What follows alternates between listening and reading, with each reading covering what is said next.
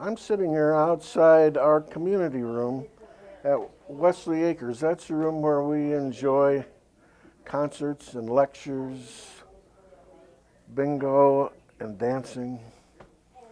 That's where we gather for church and memorial services. That's where we celebrate birthdays and anniversaries. If you look around when you go in the community room, off on the side, beyond the grand piano, there is an often unnoticed guest. That's right, it's old John Wesley, the 18th century co-founder of the Methodist movement.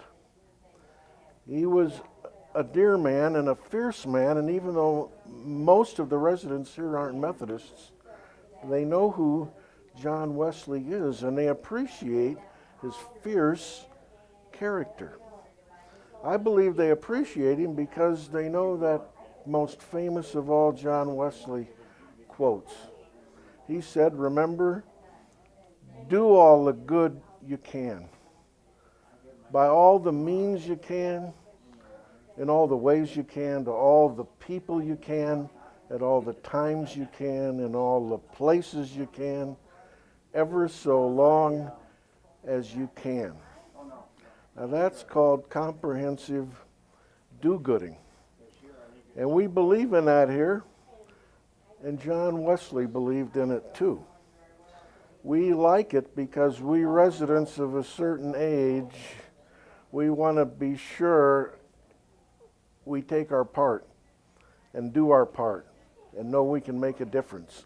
We love the last line best of all. Do all the good you can ever so long as you can, and we're going to keep on doing our good ever so long as we can.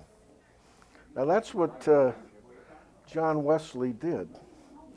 In his 80s, he walked door to door in London neighborhoods in the winter, slush up to his ankles in snow, to beg for warm coats for needy children.